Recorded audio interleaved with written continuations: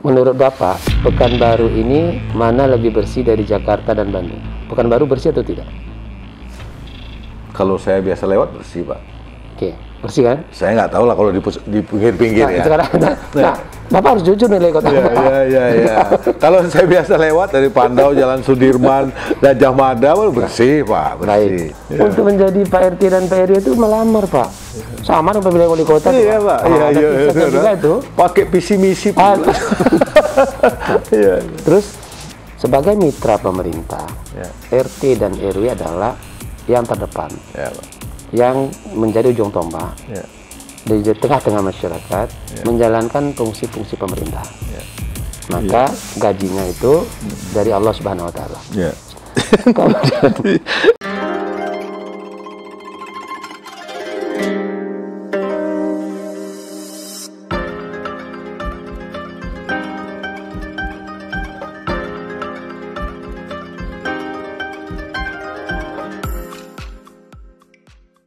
Ini Pak Wali, kita lanjut lah Pak Wali ya. Baik. Banyak juga isu Pak, akhir-akhir ini banyak juga ya orang melihat ya kan hubungan riuh nih Pak, ya kan? Ya, di media sosial, ya di koran-koran juga hubungan antara Pemko dengan apa Pak, Dewan Kota nih, ya kan? Ya apa betul nih ada friksi atau ada apa gimana? Kalau Pak Wali sendiri gimana gitu? Baik, pemerintah daerah. Ya. Pemerintah daerah itu terdiri dari eksekutif dan legislatif. Yes. Betul, Pak. Wali kota eksekutif. Ya. Dan pimpinan di DPR itu legislator. Iya, Pak. Ada 45 legislator di sana dalam 7 fraksi. Ya, betul. Alhamdulillah hubungan pemerintah daerah ini baik-baik saja. Ya. Ya, sekali lagi kan saya selalu katakan pemimpin akur, rakyat makmur. Ya. Nah, pemerintah daerah, unsur pemerintah daerah eksekutif legislatif. Ya. Jadi kalau eksekutif legislatif atau unsur pemerintah daerahnya tidak cocok atau saling bertentangan, yang rugi itu rakyat. Rakyat, betul Pak. Sekali lagi, alhamdulillah sampai sekarang baik hubungan baik-baik. Kalaupun ada dinamika, itu hal yang biasa. Karena itu adalah lembaga politik. Ya, betul. Ya kan? Ya, kita berada di jabatan-jabatan politik. Nah, kalau kita bikin air teh saja tuh gelas dan sendok pun berbunyi, ya kan? Jadi itu dinamika hal biasa. Kalau tanpa dinamika tidak pula sedap. Itu pemanisnya lah. Yes. Asal jangan keterlaluan aja. Terus Pak, ini masalah banjir Pak. Iya. Banjir dan sampah. Ini selalu juga Pak, kalau kita lihat di media sosial di ini seolah-olah Pak Firly tidak memperhatikan, tidak punya rencana tentang banjir, tentang sampah, ya kan? Sampai Pekanbaru tuh dibilang kota sampah lah. Ya biasalah orang di media sosial kan. Padahal kan pastilah Bapak sudah berbuat ya kan untuk banjir juga, punya perencanaan juga untuk sampah juga. Ini gimana Pak? Coba. Sebelum saya menjawab itu, saya bertanya ke Pak Jun, boleh ya? Boleh Pak. Bapak jawab jujur ya? Boleh Pak. Ya. Menurut Bapak, Pekanbaru ini mana lebih bersih dari Jakarta dan Bandung? Pekanbaru bersih atau tidak? Kalau saya biasa lewat bersih Pak. Oke, bersih kan? Saya nggak tahu lah kalau di pinggir-pinggir ya. Sekarang, Bapak harus jujur nih kota. Iya. Kalau saya biasa lewat dari Pandau, Jalan Sudirman, Gajah Mada, bersih Pak. Bersih. Baik. Nah, artinya persoalan persampahan di Indonesia terjadi juga di Pekanbaru. Ini adalah persoalan kita semua. Mindset. Yes. Ini harus kita perbaiki. Bapak begini. Pertama saya ingin berbicara menjawab 2 hal.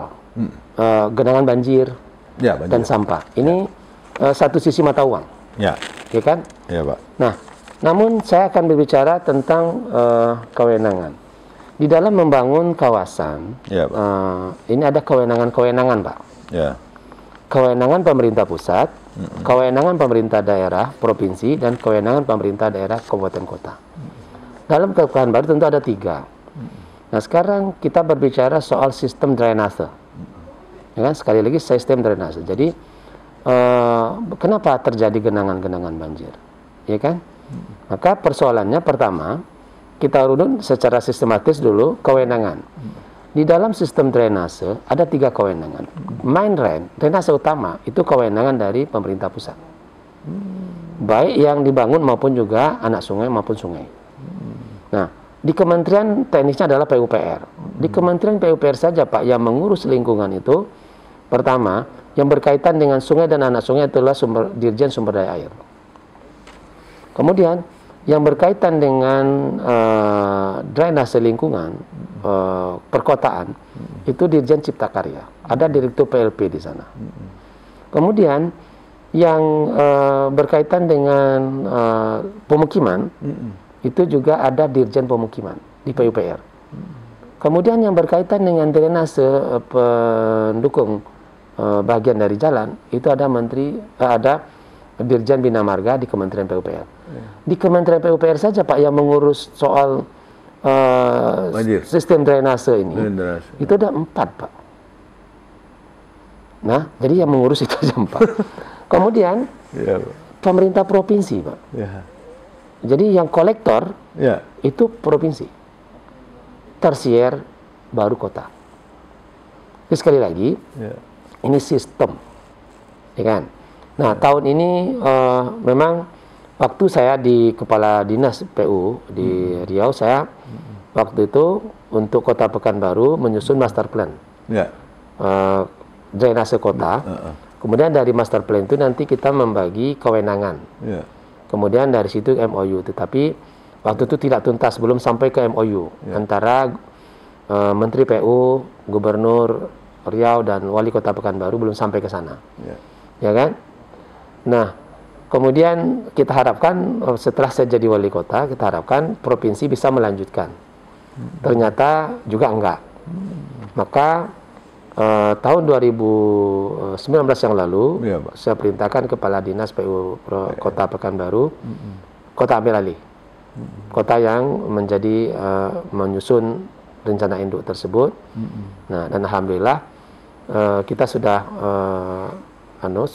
melaksanakan 2020 ini menyusun rencana induk drainase kota. Dan juga kita libatkan para akademisi, ya kan, di dalam menyusunnya. Dan kita harapkan ini nanti 2021 ini nanti kita bisa MOU, ya kan, Wali Kota Pekanbaru, masuk juga Bupati Kampar, karena kita masuk ke dalam kawasan metropolitan Pekansikawan. Karena persoalan banjir yang ada di Tampan, yang sekarang Bina Widya dan Tua Madani, itu tidak akan selesai bila tidak didukung oleh pemerintah provinsi maupun juga pemerintah Kabupaten Kampar. Kenapa? Air itu turunnya ke Sungai Kampar. Nah, kalau di dalam wilayah Sungai Kampar, di wilayah Kabupaten Kampar, anak-anak sungainya tidak diurus, maka melimpahnya tetap yang di hulu, kita posisi di hulu. Hilirnya ke sana, maka siapa yang bisa di sana? Wali kota kan tidak bisa masuk ke situ. Nah, sesuai dengan kewenangan tadi, maka itu ada kewenangan provinsi dan juga kewenangan dari bupati. Dan juga Kementerian PU Teknis tadi. Nah, yang kedua, penganggarannya juga kan belum tentu bisa sama dalam 1 tahun. Jadi sehingga di dalam penanganan pembangunan ini sangat sulit untuk dapat menyelesaikan persoalan dalam satu kawasan. Nah, inilah pentingnya sebuah perencanaan dan sebuah komitmen di dalam membangun berdasarkan kewilayahan. Ini yang kita sudah selesaikan rencana induknya, kemudian insya Allah nanti MOU-nya akan disusul. Tapi yang lebih penting lagi adalah membangun itu mudah, ya kan? Tetapi memelihara dan menjaganya sulit. Terjadinya genangan-genangan, ini kan kami turun beberapa waktu lalu tuh. Ya, tengok lagi. Terjadinya genangan-genang di lingkungan itu ada karena matinya drainase yang ada. Ya kan? Sekali lagi karena matinya drainase yang ada. Kenapa itu terjadi? Karena terjadi sedimentasi yang tinggi. Jadi mati karena tersumbat oleh sampah. Ya kan? Nah, inilah yang mengakibatkan terjadinya genangan-genang. Jadi pekan lalu kami melakukan bersama Forum RT RW. Ya kan? Untuk Forum RT RW dan LPM. Kita lakukan serentak sekota Pekanbaru dengan virtual, kita pusatkan di ujung jalan Diponegoro dekat Tugu Kris. Ya. Nah, setelah dari situ kita langsung turun di tingkat kota dengan Forkopimda kita turun ke beberapa ruas jalan. Di situ kita bisa melihat bahwa terjadinya genangan-genangan itu karena matinya drainase-drainase yang ada.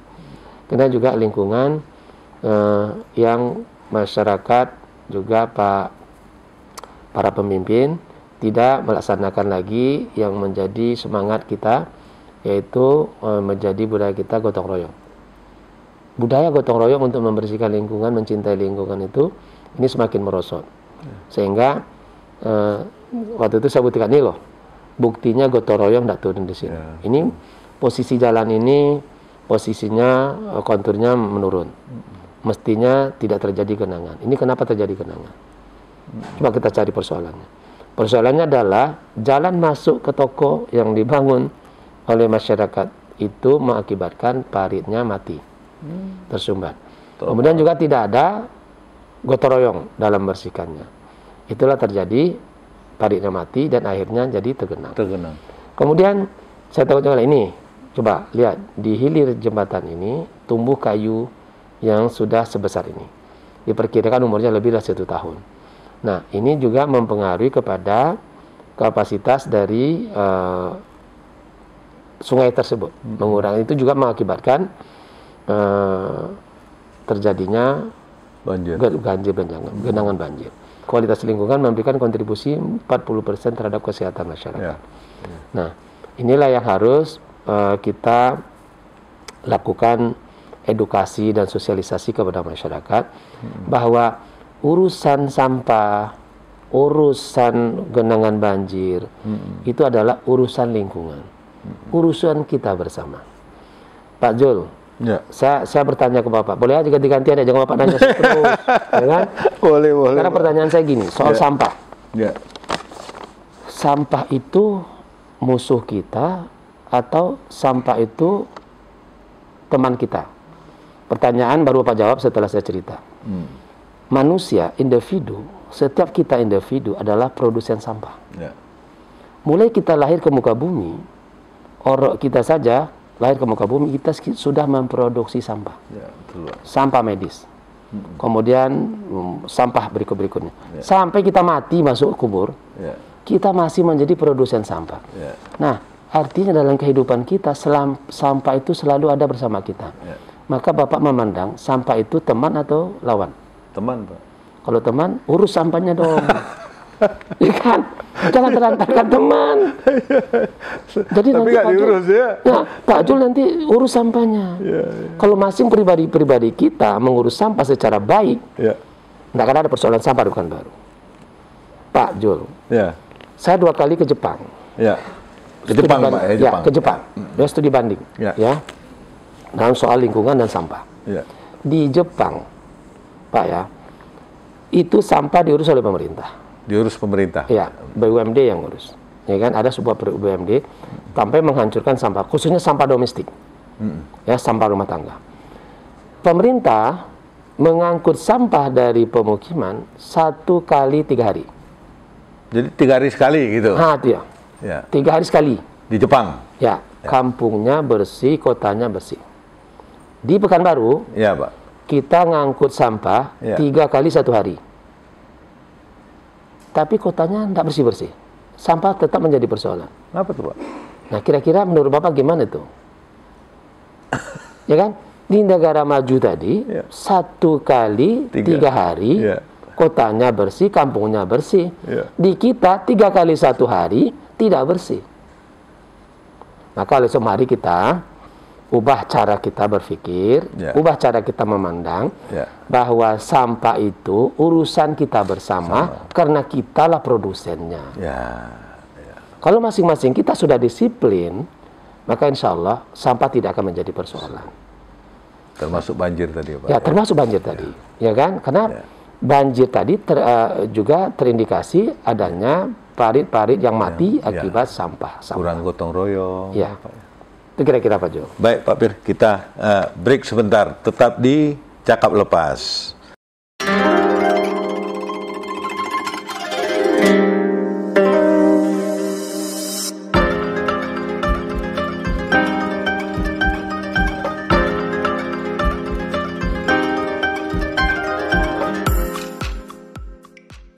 Tetap kita di cakap lepas. Ini saya banyak terima Pak. Terima WA lah Pak. Mungkin ya kita cerita-cerita, kita tahu mau Pak, mau podcast ini berdua. Ya kan? Terutama kawan-kawan yang profesinya jadi RT, jadi RW. Jadi dia bilang, Bang Jul, tolong tanyakan sama Pak Wali. Gaji kami bagaimana, Kak? Ini mohon maaf ya Pak ya. Nih RT RW gimana nih katanya, kok belum, nggak tahu saya apa belum bayar, apa belum ini, itu satu Pak gaji. Yang kedua ini juga Pak, masalah pajak Pak. Banyak juga saya berapa kali tempat ngopi-ngopi kan, ini COVID Pak. Pendapatan orang itu kan berkurang gini-gini. Tolong juga lah sampaikan sama Pak Wali kalau bisa pajak apa tuh, pajak penjual apa, pajak apa tuh ya yang dipungut oleh Pak. Banyak, ada 11 pajak aja, pajak yang mana? Pajak minuman apa pajak makanan? Nah, kalau di restoran berarti pajak minuman makanan. Minuman ya. Nah, kalau yang transaksi berarti pajak jual beli. Jual beli. Nah, kalau properti biasanya pajak jual beli. Jadi ya itulah. PBB dan segala macam. Di masa apa nih kalau bisa lah ya kan, COVID-19 nih, tolong sampaikan sama Pak Wali, dia bilang ya ada keringanan lah, ya kan. Kami sudah susah, sudah ini. Nah, sudah itu Pak, ini tadi kan gaji Pak, ya kan, pajak tadi. Sudah tuh masalah narkoba juga Pak. Banyak juga yang minta sampaikan sama saya, bukan apa-apa Pak katanya. Kita ini kan Riau ini ranking ketiga atau kelima Pak. Betul, 3 mungkin. Ketiga Pak di Indonesia, bayangin aja Pak. Dan banyak juga orang bertanya sama saya ya kan, ngapain kita bahas-bahas katanya di Bengkalis di mana? Di muka dekat 1 kilo dari kantor Polda, 1 kilo dari kantor wali kota, 1 kilo dari kantor gubernur katanya Pak, dari kantor jaksa, kantor BNN, nggak pernah bisa selesai. Saya nggak sebutlah kampungnya apa Pak, ya kan. Nah ini bagaimana gitu pandangan Bapak. Itu satu lagi sudah tuh tentang COVID. Mana ompek sekalian nih. Ini biar sekali Pak Pak Wali. Iya ya kan. Tentang COVID-19 nih orang juga bertanya juga, kenapa nggak turun-turun gitu. Padahal kalau saya lihat, saya baca-baca itu Pak Wali udah berbuat lah, ya kan. Bahkan Pak Wali udah mengeluarkan surat edaran pula ini apa nih, malam tahun baru. Besok ya kan, tanggal jam 22 sudah mesti ini ya kan, tidak boleh lagi ini. Ya kan? Tapi kok masih tinggi juga Pak, apa gitu ya. Dan gimana juga koordinasi Bapak sama provinsi, sama pusat gitu. Kenapa ini bisa terjadi? Nah itu aja lah Pak, di samping yang lain nanti, yang lain ya kan. RT dan RW, ini adalah pengabdian.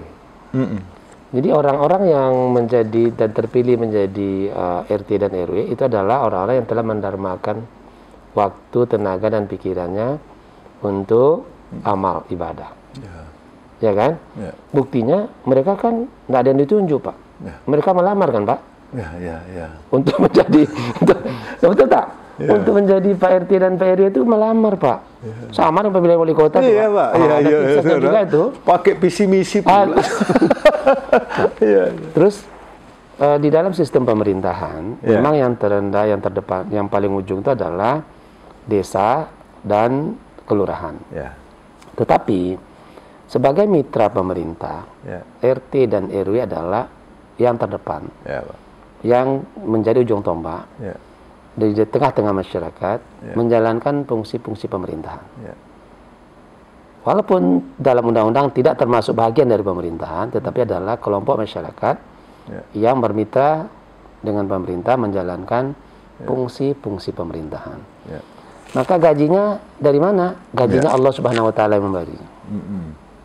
Ya kan? Sekali lagi pengabdian yang diberikan oleh Pak RT, Pak RW kepada masyarakat, maka gajinya itu dari Allah Subhanahu Wa Taala sebagai ibadah. Tidak ternilai itu Pak. Kemudian pemerintah daerah termasuk wali kota Pekanbaru Pak, memberikan insentif.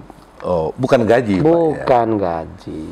Jadi maksudnya insentifnya apa Pak? Nah, insentif ini ada anggaran kita kasih, tidak ada ya nanti lagi. Itulah kira-kira. Iya, terus Pak. Insentif ini oleh daerah kota kepala daerah, pemerintah kota Pekanbaru. Insentif ini kita berikan kepada mitra kita, baik di dalam menjalankan pemerintahan, Pak RT, Pak RW, Pak. Dan juga para guru. Oh, bukan banyak ya? Jadi insentif tadi adalah pemberian, ya kan, kebijakan kepala daerah untuk memberikan seberapa kemampuan keuangan daerah berupa namanya insentif, Pak. Penghargaan. Penghargaan. Iya, Pak, betul, Pak. Pemberian betul. Dan penghargaan. Iya. Nah, tidak wajib sifatnya itu, Pak. Enggak. Jadi sekali lagi bukan kewajiban, tapi betul, adalah Pak. Betul. Kerelaan. Iya. Ini kan? Dan kemampuan. Betul, Pak. Ada kemampuannya tapi tidak rela, tak dapat juga, kan? Iya, Pak. Nah, betul. Tak ada uangnya, tidak bisa juga walaupun rela. Iya. Jadi sekali lagi, guru itu ada sekitar 7.000 yang kita berikan. Jadi MDTA, pesantren, guru komite, dan juga Daruratun Anfal TK jumlahnya 7.000. Oh, RT berapa, Pak? RT RW? RT RW ini banyak, Pak. Banyak, Pak, ya? Lebih 3.000, ya kan? Banyak, Pak. Bapak tanggung, Pak. Jadi untuk RT dan RW bagi kami ini adalah mitra yang sangat strategis di dalam menjalankan. Maka sekalipun dalam undang-undang tidak disebutkan RT RW ini sebagai bagian dari pemerintah, tetapi tugas dan tanggung jawab yang mereka jalankan hari-hari itu adalah tugas-tugas pelayanan dari pemerintah. Maka sebagai mitra, Pak, ini tentulah kami berterima kasih kepada Pak RT, Bu RT, dan Pak RW, Bu RW. Iya, Pak. Karena telah membantu terselenggaranya kegiatan-kegiatan pelayanan-pelayanan pemerintah. Kemudian soal insentif tadi, kalau saya pribadi, saya katakan, saya sudah perintahkan kepada Sekda, kita mestinya memberikan insentif ini, saya ingin minimal 1 juta. Ya kan? Satu RT. Satu RW, ya kan? 1 RW. Kemudian juga kita pengenkan juga kalau bisa 1 juta 12 bulan. Misalkan begitu. Tapi semua ini kembali kepada ketersediaan dan kemampuan dana kita. Sekali lagi, bila pendapatan kita baik, bagus, ya kan? 12 bulan dan minimal 1 juta. Itu sudah lahir dari hati saya dan sudah saya perintahkan kepada jajaran dalam tim penyusun anggaran. Tinggal lagi mampu uang kita apa tidak. Itu saja. Jadi Pak RT, Bu RT, Pak RW, Bu RW, niat ada. Ini bukan sekadar basa-basi enggak loh. Niat ada. Bila Allah Subhanahu wa taala memberikan kepada kita nanti karunia bahwa segeralah COVID ini berlalu, kemudian ekonomi tumbuh, pendapatan kita baik, karena diperkirakan 2021 ini ekonomi Indonesia akan tumbuh baik, ya kan, bahkan bisa positif sampai 3%, dan kita harapkan kalau kita bisa tumbuh sampai 7 sampai 10%, tentunya apa yang tadi kita rencanakan bisa dapat realisasi. Jadi Pak Zul, itu sudah menjadi tekad dan juga keinginan saya untuk memberikan kesejahteraan. Pajak, nah ini juga saya sampaikan, dari 11 pajak, 12 termasuk PBB. Maka untuk PBB, ini kita bagi kelompok masyarakat kita menjadi 5 kelompok, yang kami sebut dengan buku 1, buku 2, 3, 4, 5. Buku 1 dan buku 2 ini adalah jumlah sertifikat yang paling banyak. Karena ini kan luasan. Kelas apa, Pak? Buku 1 itu kelas apa? Kelas bawah, orang miskin? Kelas bawah. Dan jumlah pajaknya, PBB-nya itu kurang lebih 109.000, ya kan? Satu porsi. Dan ini kita gratiskan, Pak. Ya kan, artinya pemerintah lah ya mensubsidi. Jadi itu tidak kita tarik. Kemudian yang buku 3, 4, dan 5 ini kita berikan insentif, Pak. Jadi kita tidak tarik 100%. Nah, keberjenjang. Buku 3 itu adalah masyarakat menengah. maka kita berikan insentif. Tentu lebih besar, lebih kecil dari biasanya, Pak ya. Lebih besar lah dari yang buku 4 dan 5. Yang 4 dan 5 ini kan sudah masuk ke dalam masyarakat yang mampu. Umumnya ini kan perusahaan-perusahaan. Itu pun kita beri juga insentif. Tidak kita tarik 100%. Nggak salah saya yang paling kecil itu insentifnya di buku 5 itu 15% untuk tahun ini. Kemudian untuk pajak lainnya kita juga memberikan kebijakan, paket-paket kebijakan ekonomi. Pertama memberikan pemutihan-pemutihan. Yang kedua memberikan penundaan-penundaan pembayaran tunggakan. Itu kita berikan. Kemudian juga kemudahan-kemudahan di dalam perizinan dan segala macam. Nah, kemudian tentang pajak penjualan dan pajak pembelian ya.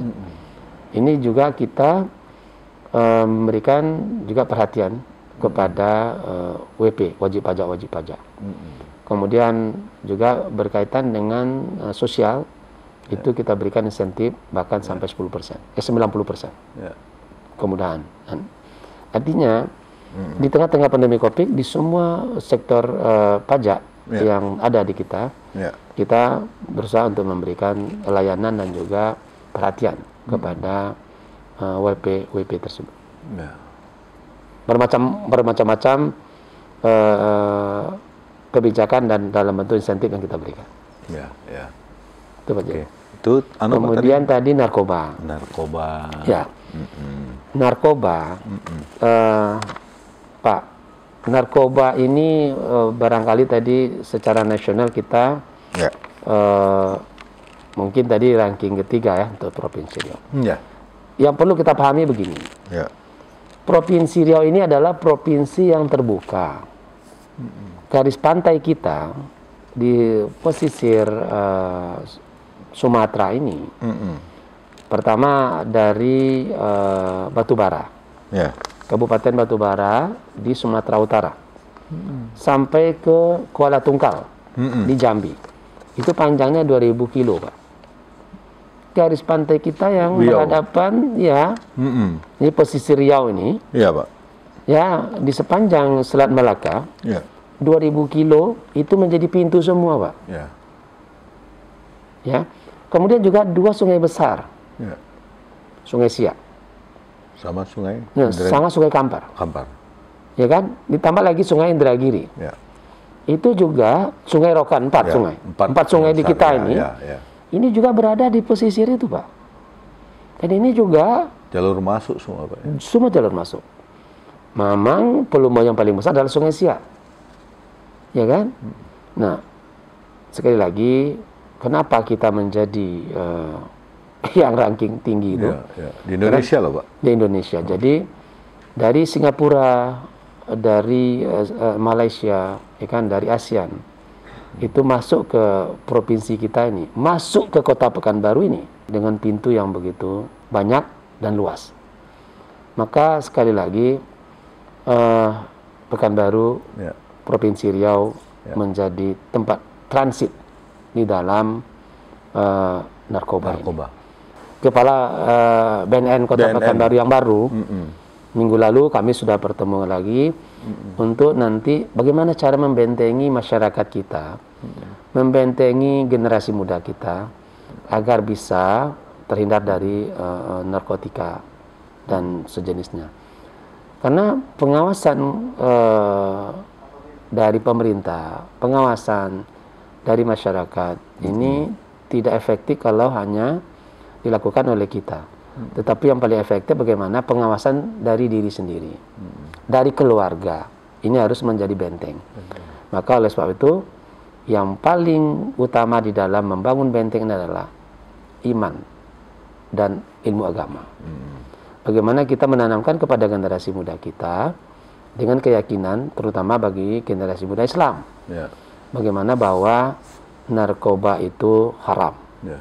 Narkoba itu merusak jiwa. Narkoba itu merusak fisik kita. narkoba itu membuat kita jadi miskin. Ilustrasi Pak, ada sahabat saya, seorang orang ternama dan juga bekerja di pemerintahan di dalam arti legislator, dan beliau menjadi beberapa kali diberikan menjadi anggota. Kemudian pendek cerita, ada anak bungsunya terlibat dalam narkoba. Kena narkoba? Ya, ya kan jadi korban lah ya. Kemudian bagaimana cinta seorang ayah dan ibu, istri suami istri untuk kepada anak ini, berupayalah untuk bagaimana anak ini terhindar dan selamat dari narkoba. Nah ternyata itu akhirnya menguras semua aset mereka yang ada. Karena pada saat terakhir itu beliau tidak lagi punya pekerjaan tetap, karena juga tidak lagi menjadi anggota. Kemudian akhirnya yang saya tahu Pak, semua asetnya habis untuk anak yang tercinta. Merobat anaknya Pak. Mengobat anaknya, terapi anaknya, kemudian ternyata anak juga tidak kembali. Sekali lagi, kalau sudah tersentuh oleh narkoba, ini sulit untuk kembali, dan untuk kembali normal dengan katakanlah terapi-terapi yang dilakukan dengan biaya yang tinggi itu juga belum tentu. Bersama-sama kita mengawasi anak-anak putra-putri kita. Kita harus tahu dengan siapa dia bergaul, kemana dia bergaul, dan kita ingatkan bahwa harus mampu menjaga diri, baik remaja putra dan putri kita, dan bahkan sekarang juga tidak hanya remaja, tetapi juga anak PAUD pun tidak luput dari ada yang terpapar ya Pak ya? Ya, untuk itu bagaimana mereka membangun pasar di dalam jejaring dalam narkoba ini. Ini tugas kita semua. Maka sekali lagi, rumah tangga adalah benteng utama di dalam menyelamatkan generasi muda kita. Oke Pak. Lanjut COVID Pak. COVID. COVID ini Pekanbaru, alhamdulillah, di dalam minggu lalu kami melakukan evaluasi tim Satgas COVID Pekanbaru dan juga dengan tim epidemiologinya, bahwa kita coba mempetakan wilayah-wilayah, zona-zona di dalam Kota Pekanbaru. Dari 12 kecamatan, kita masih punya satu kecamatan yang lalu itu, minggu lalu itu, satu kecamatan merah, kemudian 4 kecamatan kuning, sisanya orange. Merah ini tingkat bahaya yang tinggi, orange ini adalah tingkat bahaya yang sedang, kemudian kuning adalah tingkat bahaya yang rendah. Biru aman, kita belum ada masuk ke wilayah aman. Maka dengan kondisi yang seperti ini sekarang, kita tentunya selalu dan tidak henti-hentinya untuk memberikan edukasi, informasi kepada masyarakat kita bahwa COVID itu nyata, COVID itu berbahaya, dan COVID itu ya mengakibatkan juga sampai ke kematian. Dan oleh sebab itu kita harus selalu waspada. Maka kewaspadaan itu dapat melindungi kita terhindar COVID hanya dengan satu resep, yaitu gunakan, taati protokol kesehatan di dalam kita beraktivitas, dimanapun kita berada. Sekalipun kita Januari nanti akan memasuki vaksinasi.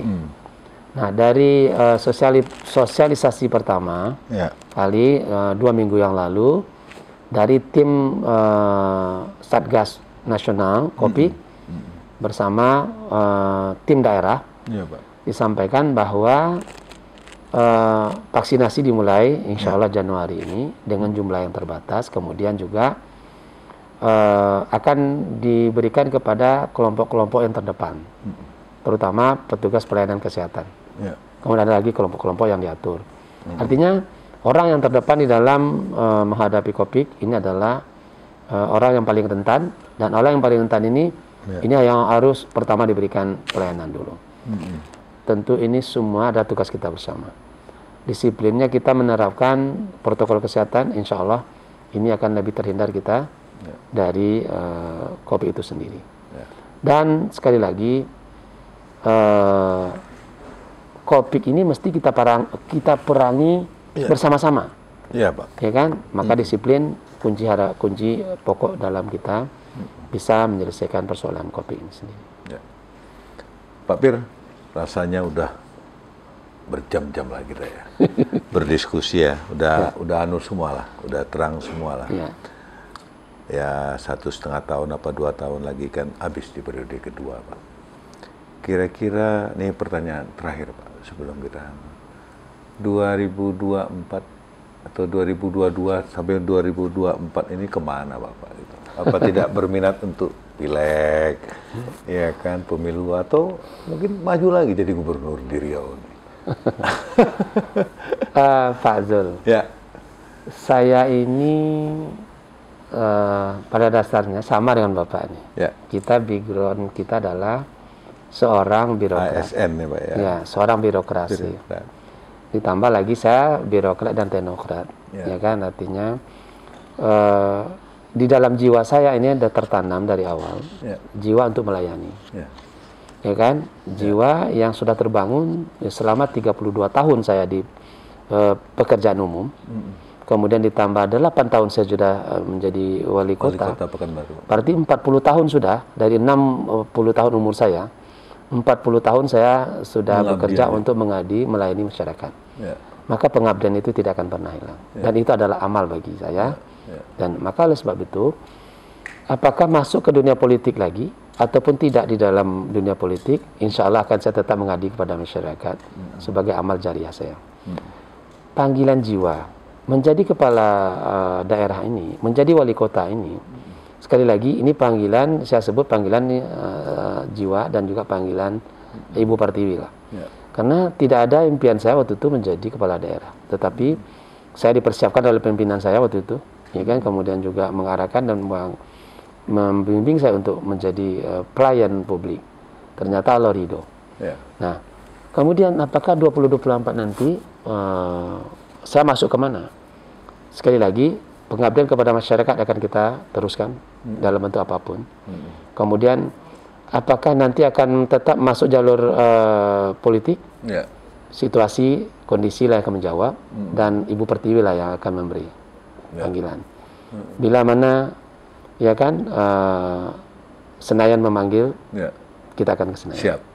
Bila Riau memanggil, Riau pun kita siap.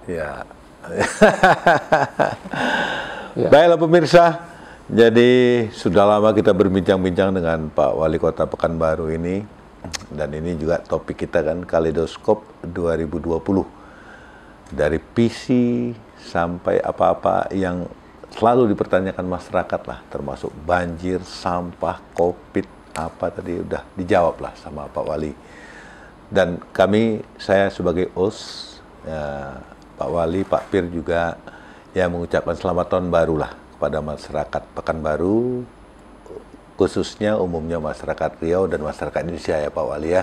Semoga di tahun 2021 kita makin sukses, makin jaya, dan COVID-19 cepat hilang. Amin. Tetap prokes kata Pak Wali tadi. Dan yang paling penting pemirsa, jadi kami juga akan memberikan hadiah nanti bagi pemirsa yang melihat YouTube kami ini di Cakap Lepas, khususnya dengan Pak Wali tadi.